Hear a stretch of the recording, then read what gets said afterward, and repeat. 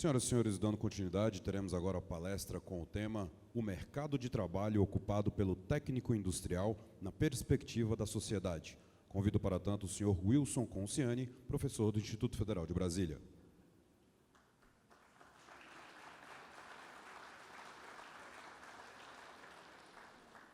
Convido também os moderadores, o senhor Wilson Vanderlei Vieira e o senhor Francisco Viana Balbino.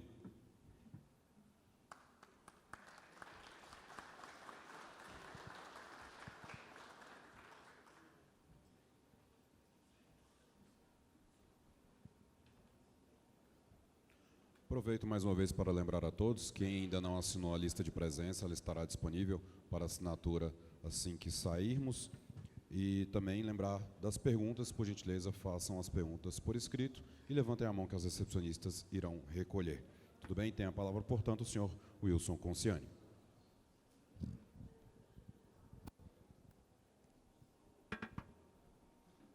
Boa tarde a todas, boa tarde a todos. É um prazer estar aqui no meio dos colegas. Me sinto bastante em casa, no meio dos técnicos industriais. E depois do Felipe Morgado apresentar todas as competências técnicas deles, a qualidade das apresentações do Senai, fico até com vergonha de falar com vocês. Mas eu vou tentar trazer aí um pouquinho de informação. Um tema, nesse momento, bastante complexo.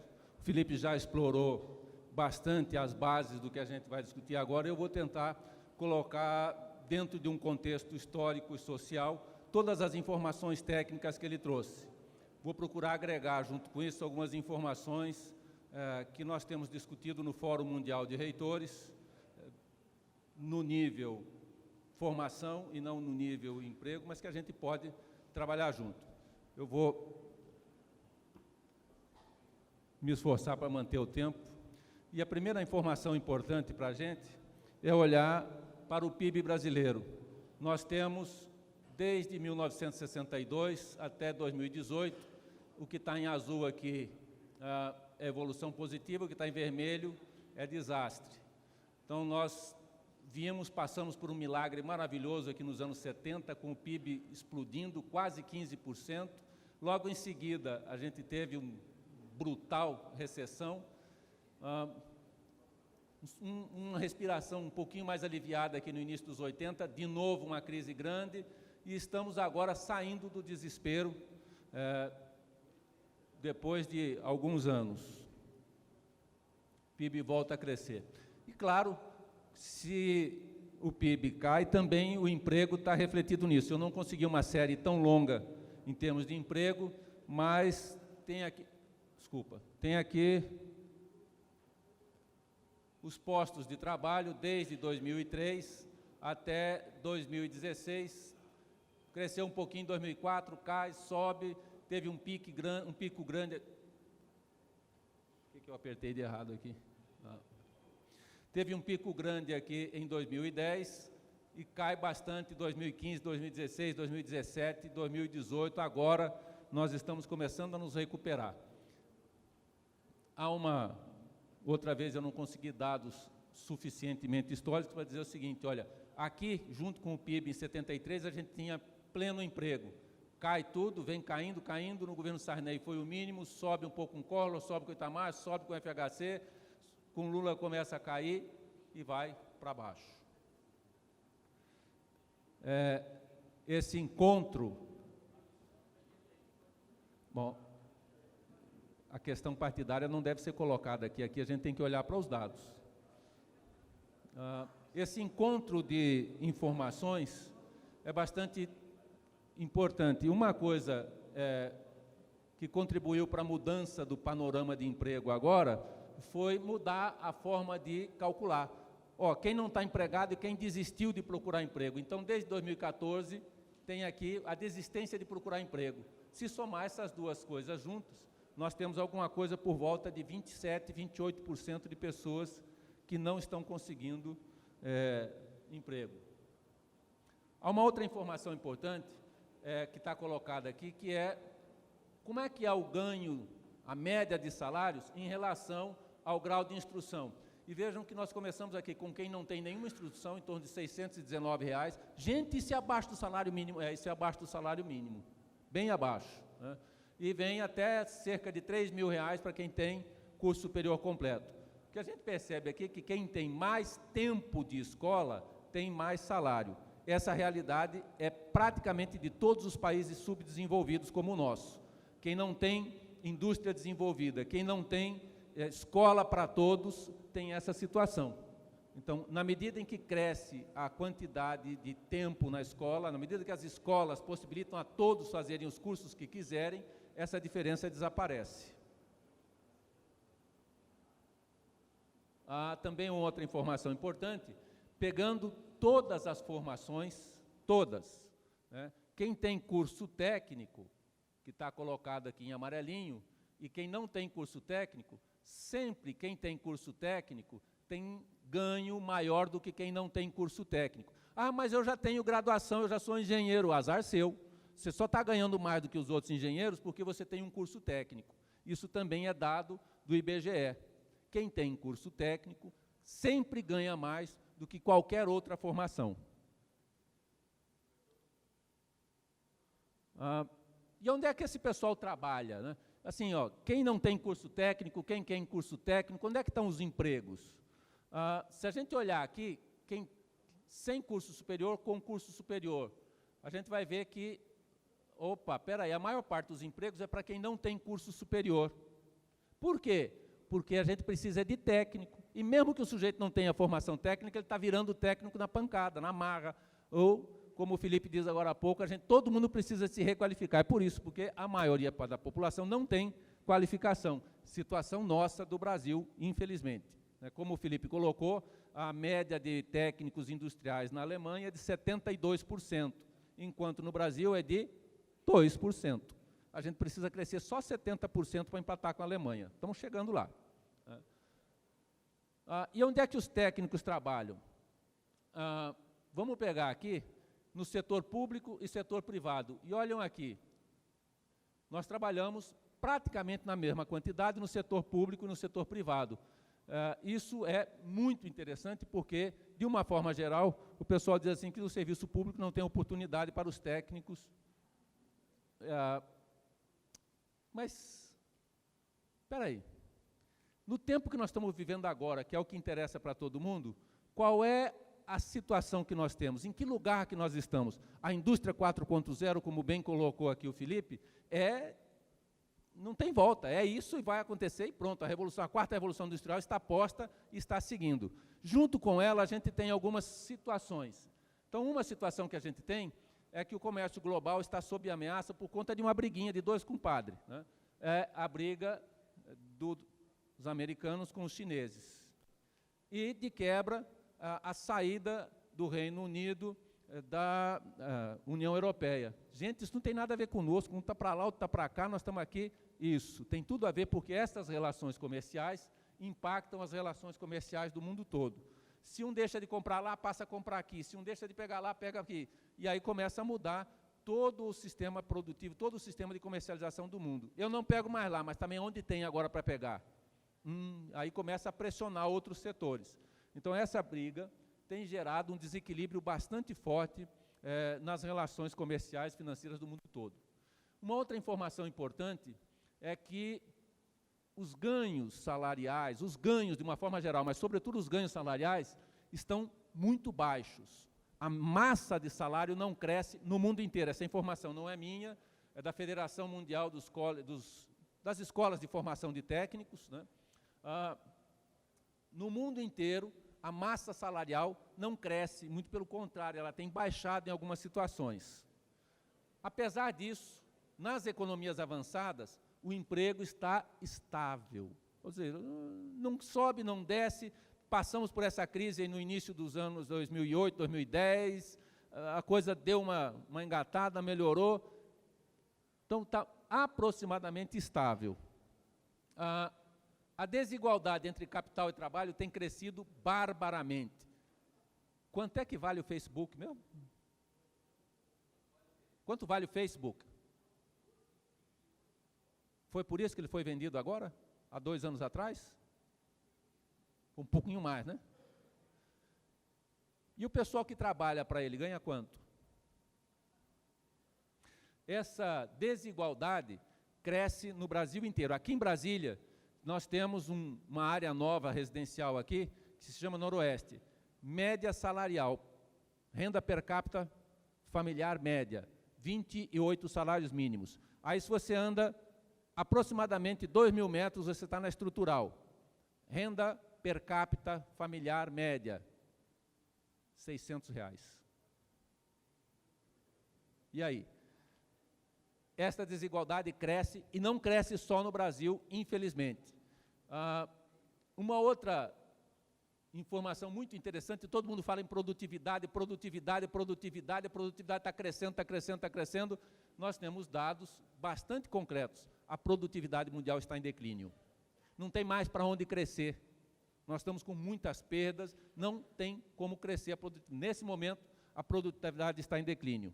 Nós passamos, no ano passado, nós nos reunimos, os reitores todos, nós passamos lá 5 dias em discussão, e o primeiro dia foi para a gente discutir o que é que a gente faz agora, o que é que as nossas escolas fazem. Neste cenário, esse cenário foi trazido por um conjunto de consultores que nós contratamos, consultores do Senado inglês, consultores da Câmara dos Deputados canadense, do governo americano, do governo francês, e a gente foi trazendo esses caras para dizer para a gente, olha, e aí, como é que funciona? Traz o pessoal da indústria, diz aí o que está acontecendo, e a gente construiu esse cenário.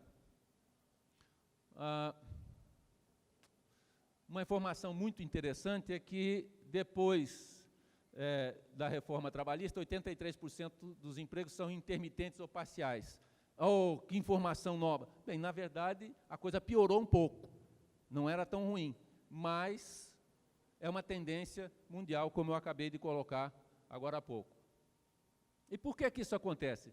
Porque tem uma tal de economia gig. O que é isso? Quem pega Uber? Todo mundo pega Uber, é mais barato, é bom.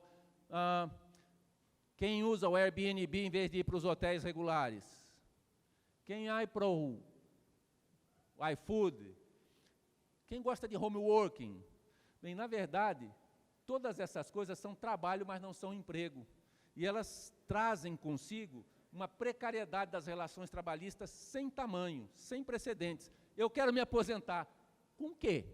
Eu hoje não posso trabalhar porque eu estou doente, vou para o INSS. Qual? Você não contribuiu com nada? Mas nós temos uma queda de arrecadação. Sim, é porque o iFood, o Airbnb, o Uber, eles todos pagam impostos regulares, eles têm os seus alvarás, eles recolhem as suas contribuições sindicais, todos eles pagam a sua previdência, tudo normalzinho. É assim que funciona? Não. Todas essas relações estão precárias. Para se prevenir disso, alguns governos estão tomando medidas radicais. No ano, 2 anos atrás, 2017, o governo do Reino Unido estabeleceu, aqui o Uber é muito bem-vindo, desde que ele tenha as mesmas características do táxi, ou seja, ele tem que pegar o seu alvará, o carro tem que passar por vistoria, pagar os seus impostos, recolher a contribuição previdenciária, e aí ele pode trabalhar como ele quiser. Mas aí é igual ao táxi. Então, quando você quebrar a perna, para onde você vai? Para o SUS. Quem paga o SUS? Questão de um mês atrás, na Califórnia, adotou-se o mesmo sistema. Todos os trabalhadores de Uber, iFood, todos os contribuintes da Airbnb que quiserem se manter trabalhando, devem passar por esse processo. Nós estamos aqui no Brasil em algumas discussões, uns fazem, outros não, uns querem, outros não. Isso é uma polêmica sem tamanho, porque a ideia que está por trás disso, qual é? Tem que flexibilizar, tem que tornar as coisas mais fáceis, mais baratas, mais ágeis. O problema é que isso quebra toda a organização social que a gente tem hoje. Pensando um pouquinho na nossa formação de técnicos, o pessoal da OCDE fez algumas avaliações. Isso aqui é uma transparência que foi apresentada pelo professor Van Damme, que é o diretor de educação da OCDE. É uma avaliação feita com cerca de 80 países, né? Inclusive nós, Brasil. E ele fala do pensamento crítico. Ele diz assim, olha, o pensamento crítico, como é que anda? vamos ver como é que anda na nossa área de tecnologia, esse azulzinho aqui, ó.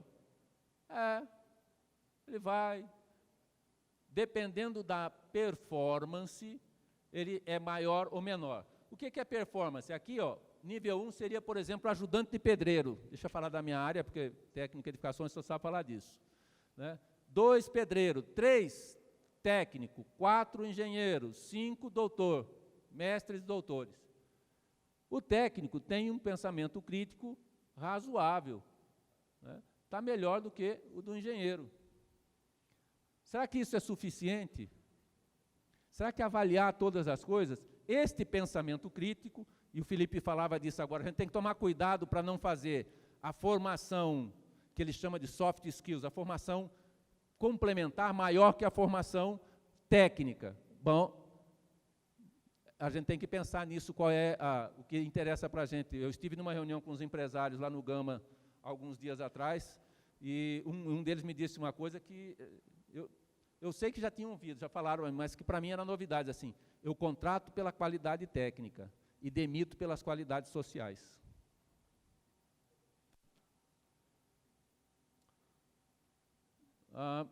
Se o mundo está mudando, os requisitos de formação também têm que mudar. Então, o que é que nós precisamos fazer para que a gente possa acompanhar as demandas dessa tal indústria 4.0? E aí vem aquela história das competências que não estão colocadas, né? Resolução de problemas complexos. Uai, gente, a gente tem que saber resolver problema. Como assim? Mas lá na escola não me ensinaram. Bom, a sua escola precisa ser repensada. Quando foram criados os institutos federais, esta era a ideia principal. Tanto é que na lei de criação dos institutos federais está lá, que tem que ser feita pesquisa aplicada. Não é aquela pesquisa igual da universidade para resolver os problemas de daqui a 50 anos. É para resolver o problema de hoje, de agora, e não de daqui a 50 anos. Este é o trabalho do técnico. Gestão de pessoas. Vocês fazem parte dos grupos dos técnicos, provavelmente. Eu faço parte de 3. Como é difícil olhar as discussões que aparecem dentro do grupo. Por quê? Porque elas não olham para as pessoas. Falta capacidade de conversar, falta... Felipe, como é que o Felipe chamou isso? Capacidade relacional. Não tem. E aí as pessoas começam a brigar virtualmente. Ora, isto é uma das competências mais requeridas na nova indústria, na revolução industrial que está aqui agora. Eu preciso saber conviver com as diferenças. Por quê? Porque eu e o Wilson somos de 2 gerações muito próximas, mas nós pensamos diferente, porque ele andou na minha frente e eu não gosto mais dele. Ele fez a coisa acontecer e eu só fui fazer acontecer 10 anos depois, porque os meninos me puxaram. Então, eu não gosto do Wilson. Ora, se a gente não conviver, se a gente não trabalhar junto, com toda a certeza, as coisas não acontecerão. Com toda a certeza, nós dois vamos perder espaço. Então, aqui há algumas competências, as 10 mais importantes: resolução de problemas, gestão de pessoas, flexibilidade cognitiva. Eu tenho que estar aberto para acreditar em outras coisas. No momento político, social que nós vivemos no Brasil, isso aqui desapareceu. Eu sou PT, como o companheiro falou aí agora. Eu sou Bolsonaro. Eu sou gente. Eu sou cidadão. Eles têm posições com as quais eu não concordo. Mas eu não sou Bolsonaro e também não sou PT, não sou Lula. Eu sou gente.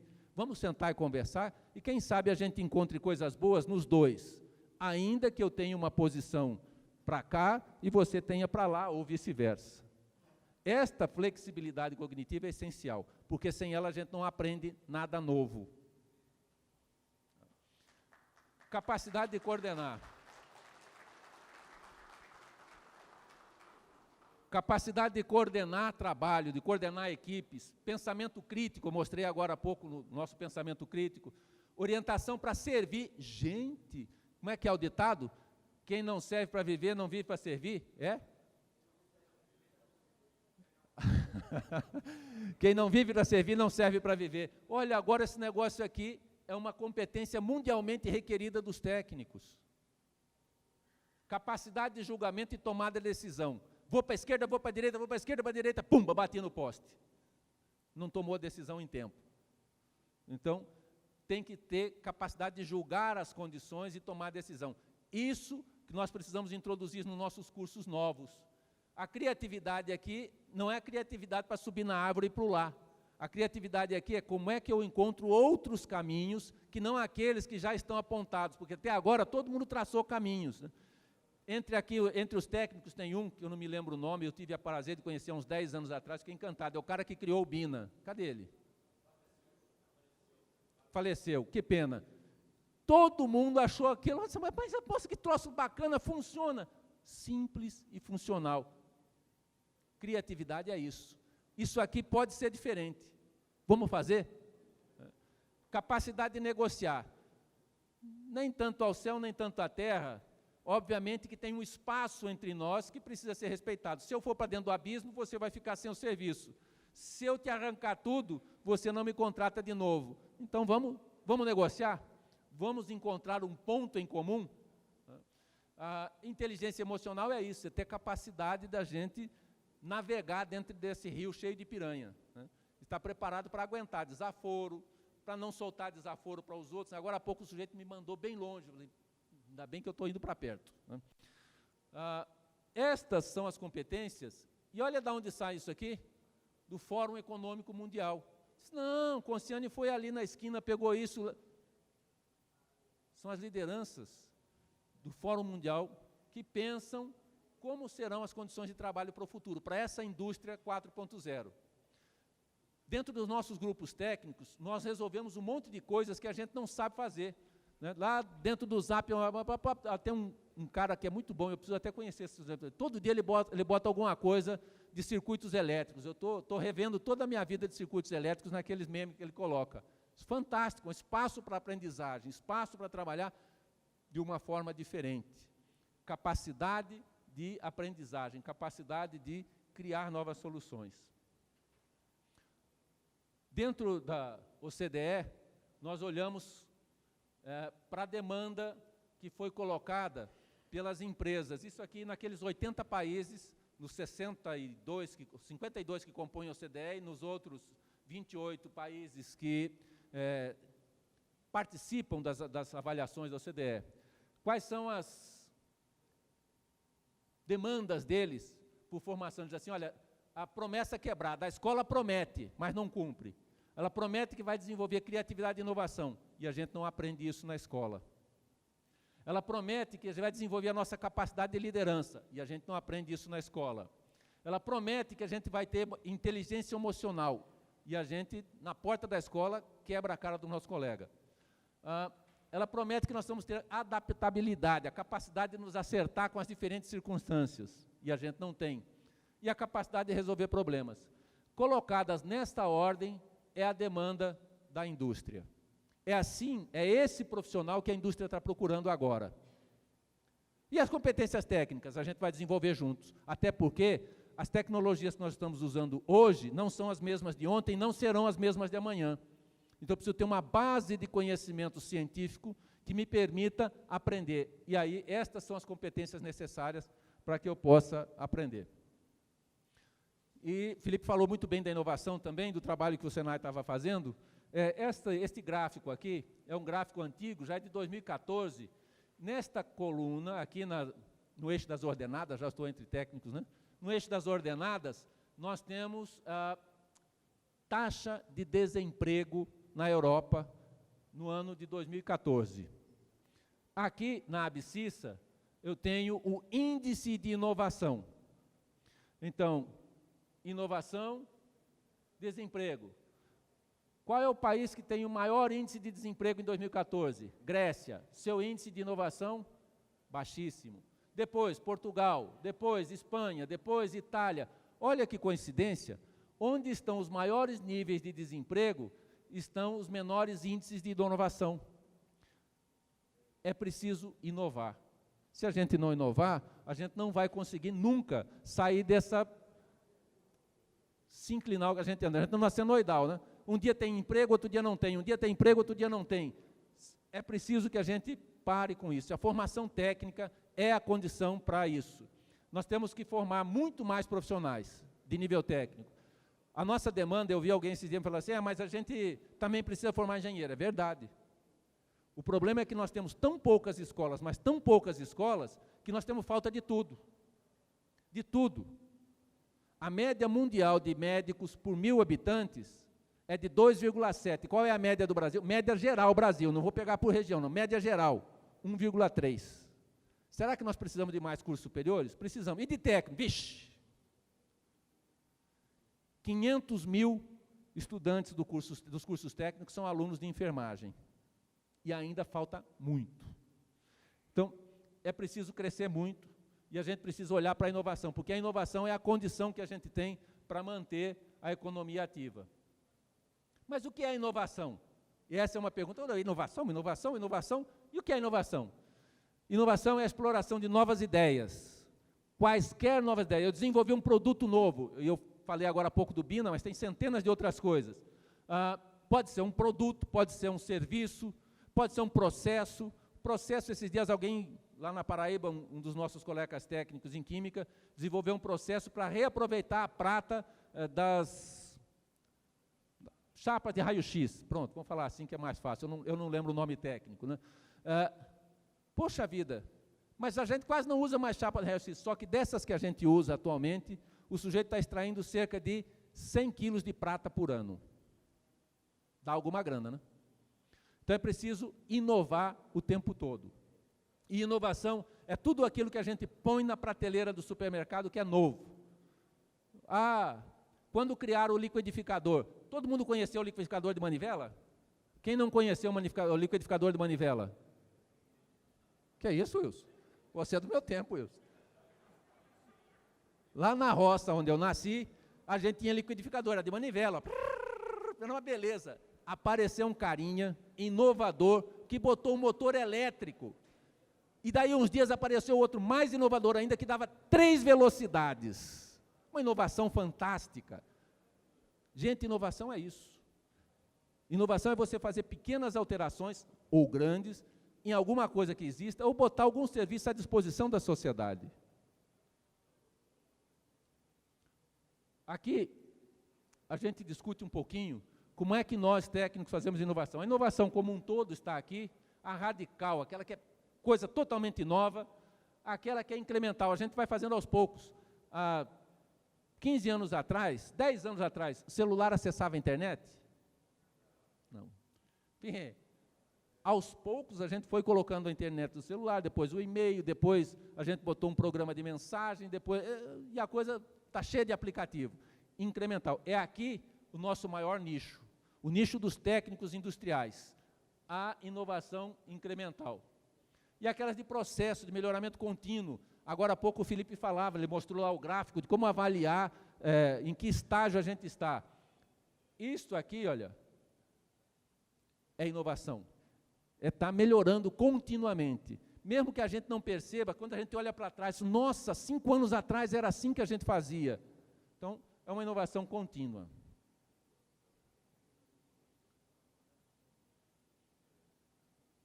Bom, e onde é que entra a educação profissional? A educação profissional traz qualificação, aperfeiçoamento para o trabalho, através dos FIC, traz os cursos técnicos, os cursos superiores de tecnologia, os mestrados profissionais e os doutorados profissionais.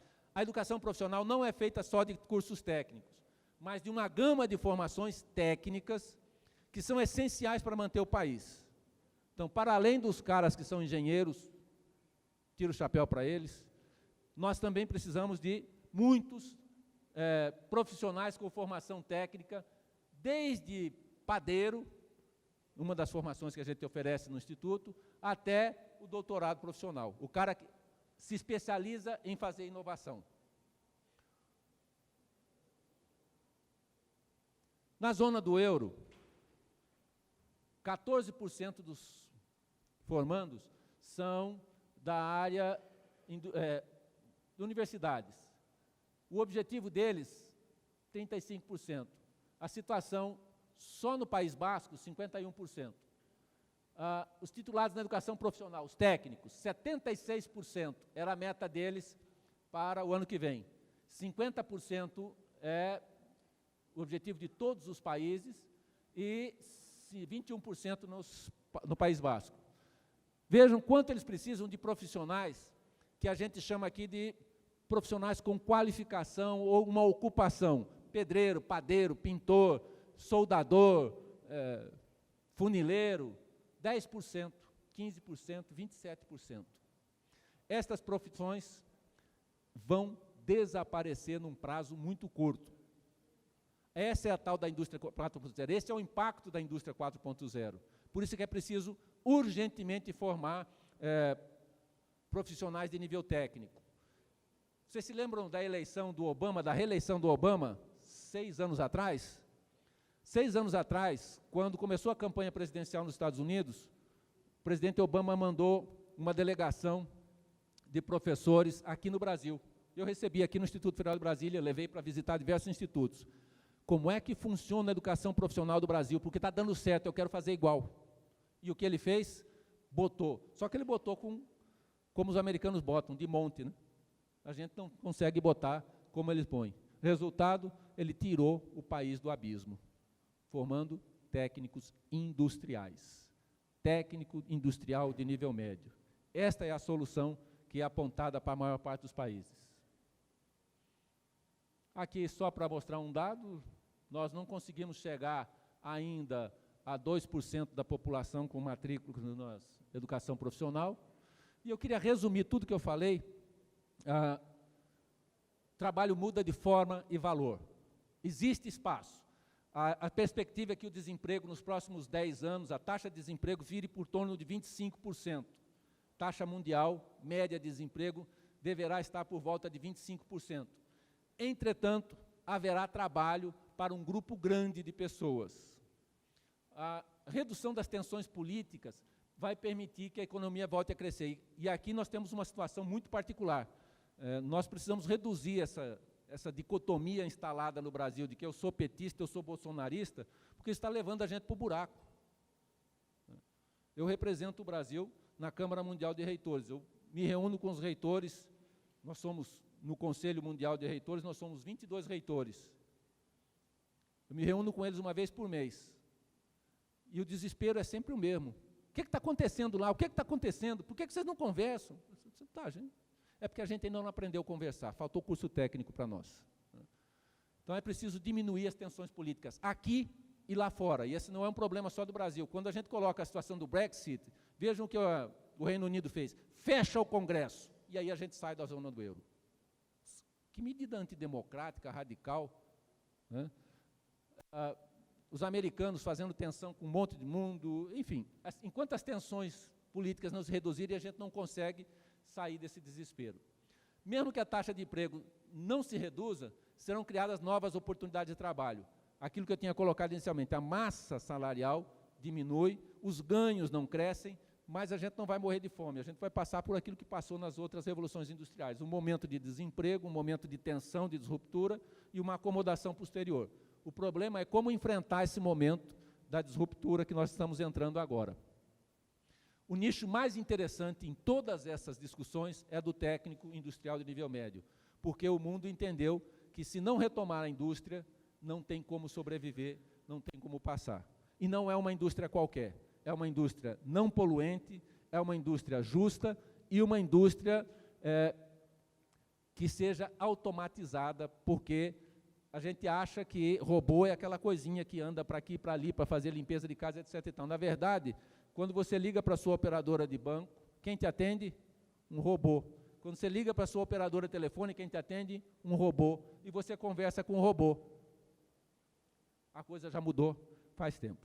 Eu fico por aqui e me coloco à disposição de vocês para, eventualmente, tirar alguma dúvida ou ouvir alguma discordância.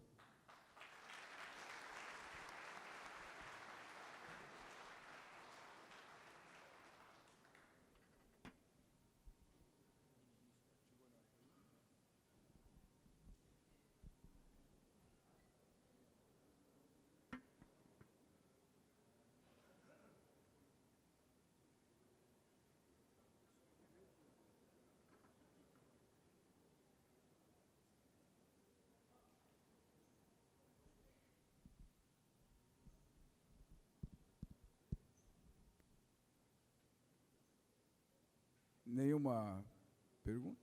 Oh.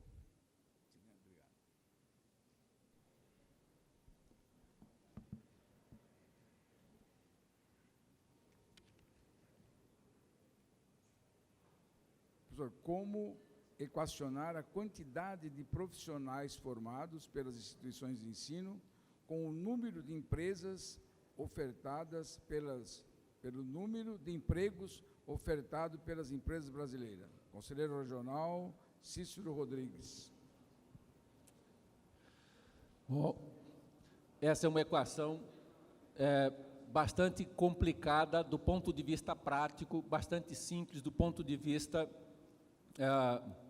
teórico. Do ponto de vista teórico, nós temos uma carência de profissionais absurdamente grande. Se nós formássemos agora cerca de 50 milhões de técnicos, todos eles teriam trabalho. A carência de técnicos no Brasil é absurdamente grande. Não precisa ir longe. Na minha área, em edificações, quando a gente entra na obra, quantos técnicos de edificações tem na obra? 1, 2, nenhum. O mestre de obras é o quê mesmo? Mestre de obras, não é técnico em edificações. Então, nós precisamos desesperadamente de técnicos. Uma dificuldade, e o Felipe abordou isso aqui também um pouquinho, é que o pessoal das empresas tende a achar que qualquer um resolve o seu problema. E eu vou voltar na área de construção civil, porque é a minha área. Na área de construção civil, nós fizemos uns trabalhos nos anos 90 para avaliar os probleminhas de obra, que o pessoal fala assim, obra pública é uma porcaria, obra pública é cheia de problema. E nós fizemos um acordo com o CEBIC e a gente avaliou as construções em 4 grandes capitais brasileiras. Nenhuma obra do Brasil passou sem qualquer defeito. Todas as obras historiadas apresentaram um grande número de defeitos, ou na hora da entrega, ou ao longo dos 5 anos seguintes. Por quê? Por que tem isso? Como é que a gente resolve isso? E o pessoal do Sinduscom aqui do DF me colocou há uns 6 meses atrás, nós temos que resolver esse problema. Você vai resolver esse problema? É fácil. Vamos botar gente que sabe fazer, vamos botar técnico dentro da obra. Sem técnico não tem como resolver, porque a gente não pode passar para um operário, e aqui não vai nenhuma crítica, nenhum julgamento ao operário, mas ele não é culpado de não saber ler. Eu me sento com os meninos e a gente vai ensiná-los a sentar azulejo. Vou preparar a argamassa. Ele joga o saquinho de argamassa que ele comprou dentro de uma caixa, de um carrinho, despeja lá uns 10 litros d'água, pum! Está tudo errado. Aqui, primeiro, tem uma quantidade de água ideal. Segundo, você tem que misturar durante 10, 15 minutos, espera meia hora, depois mistura mais 10, 15 minutos e volta. Para quê? Não precisa nada disso não, olha, ó, pum. Aí depois de 6 meses solta tudo. Por quê? Porque as reações não aconteceram no tempo adequado. Porque tem excesso de água. Então, se a gente não botar técnico na obra, se a gente não botar técnico na padaria, se a gente não botar técnico na fábrica de bateria, a gente vai continuar tendo o mesmo problema. Então, é essencial que a gente tenha técnico. Hoje a gente não tem. E, olha, vocês que são do conselho sabem mais do que eu. Quantos 1000 técnicos de nível médio entraram no Brasil, estrangeiros entraram no Brasil esse ano? E nós estamos em desemprego. Nós estamos com problema. Quantos 1000 técnicos? O pessoal do conselho vai saber responder essa pergunta melhor que eu.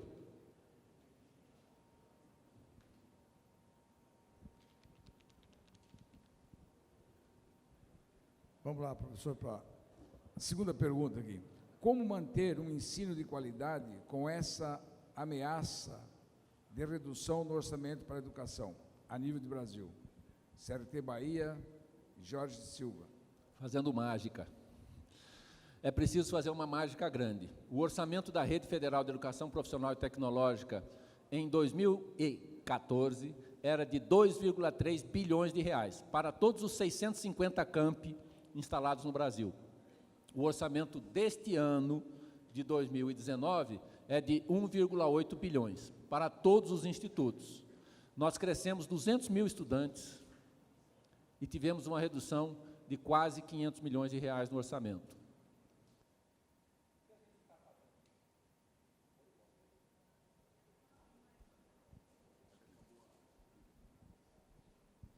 O que a gente está fazendo? A gente está fazendo o corte na onde não podia fazer. Como é que é o corte onde não podia fazer? Bom, como é que eu desenvolvo a capacidade de resolver problemas complexos? Criando desafios de pesquisa. Então, eu me sento com uma empresa, e a gente tem feito isso aqui no IFB, a empresa diz assim, meu problema é tal. Ok. Quanto você pode investir na solução desse problema? Eu posso investir R$100, mas a solução custa 1.000. Não, mas eu só tenho 100. Tá, a gente vai desenvolver a solução para você. Só que aí você vai permitir que a gente partilhe para todos. Perfeito. Onde é que eu vou arrumar os outros R$900? Porque é com esses R$1.000 que eu passo para todos os estudantes que trabalham na solução daquele problema, que eu faço a prática, meu tempo está estourando, que eu faço a prática de criar soluções, aprender a resolver problemas complexos. Porque eu ficar na sala de aula, no CUSP-GIS ou lá no laboratório brincando de simulação, isso não desenvolve nada. O que me desenvolve é facear o problema concreto e real. Por isso é que a gente tem, dentro da missão dos institutos, desenvolver pesquisa aplicada para resolver os problemas locais. Só que cortou o dinheiro, como é que eu vou fazer isso? Então aí a gente passa a fazer o beabá. Né? Vamos dar aula. E às vezes nem aula prática, porque não tem dinheiro para poder comprar o reagente, não tem dinheiro para poder... Enfim, a qualidade começa a diminuir. Nós éramos a 4ª melhor rede de educação do mundo até 3 anos atrás. Caímos agora para 12º. Vejam, a OCDE avalia todas as redes educacionais do mundo. O Brasil ocupa a posição de número 58. Os institutos federais ocupavam, até 2016, a posição de número 4. Estava atrás da China, da Finlândia e da Coreia. Agora, nós estamos na posição número 12. Por quê? Problema de dinheiro. A gente corta aqui, corta ali, tem que atravessar assim. Mas o que o Obama fez foi o contrário. Vou lá, vou ver o que eles estão fazendo que deu certo e vou fazer aqui em larga escala. Por quê? Porque isso é que resolve o problema. Então, há áreas onde a gente não pode cortar recursos. Educação é uma delas. O Senai, o Felipe estava dizendo aqui agora há pouco, o Senai recebe 0,38% da massa de salários da área de indústria. Isso dá aproximadamente 950 milhões. Né? Isso é o recurso que eles usam para fazer educação.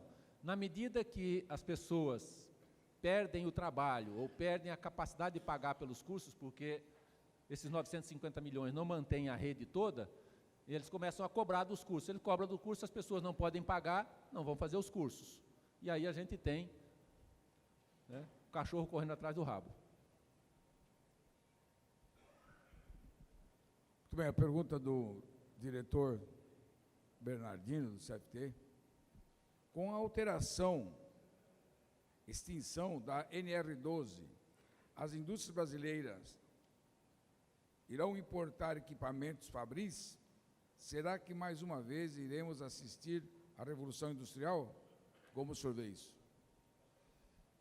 A NR, para mim, é uma outra questão que é muito mais importante do que essa questão da indústria 4.0.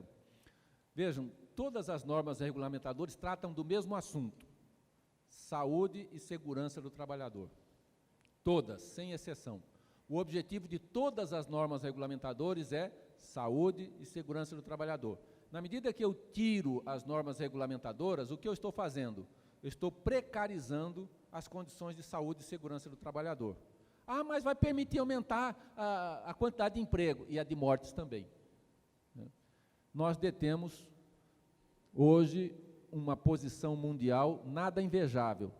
Nós estamos entre os 40 países com maior índice de mortes por acidente de trabalho e entre os 50 com maior índice de doenças ocupacionais. É de lascar. Então, aí, em vez da gente intensificar as ações de formação, em vez da gente intensificar as ações de fiscalização, o que a gente faz? Tira a fiscalização. Pode morrer um a mais, um a menos, nós estamos com um problema de saúde mesmo, diminui as despesas. É lamentável, mas isso é a verdade, né? Então, essa é uma briga. Eu tive há uns anos atrás, em 98, eu fui fazer um trabalho de consultoria para a Ford, na Inglaterra. Eles estavam implantando esse sistema de itinerários formativos que o Felipe estava falando aqui. E aí, nos dias de folga que eu tive lá, no sábado e domingo, eu fui passear na área das docas, e eu conheci um túnel que passa por baixo do rio Tâmisa para o pessoal atravessar. Eu disse, puxa vida, mas esse túnel é feio para chuchu. E o pessoal me contou a história do túnel. Foi construído manualmente no final do século XIX, porque era muito frio para atravessar o rio pelas canoas, e o pessoal, o trabalhador, passava por ali. E lá eles foram registrando quantos trabalhadores morreram por doenças pulmonares. Resultado disso, a pressão deles foi tão grande que a indústria se reuniu e revestiu o túnel, e tirou a água, e botou um sistema de aquecimento. Para quê? Para a saúde. Ou seja, a luta trabalhista deles por condições de segurança e saúde começou em 1800 e tanto. E nós agora, quase 200 anos depois, nós estamos tirando tudo aquilo que a gente conquistou. É preciso repensar.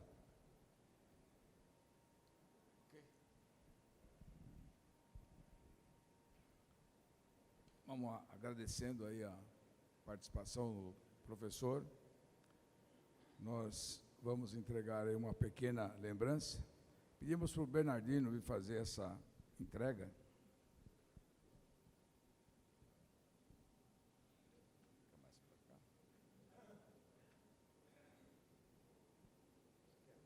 Não, o Bernardino, nós vamos ficar nós três juntos aqui. Chega aqui.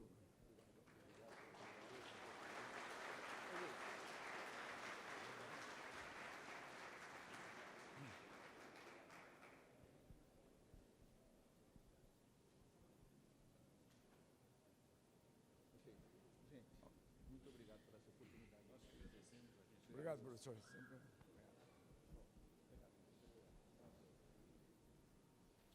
Agradecemos, assim, ao professor Wilson Conciani, professor do Instituto Federal de Brasília, pela sua participação, e aos moderadores que participaram desta apresentação.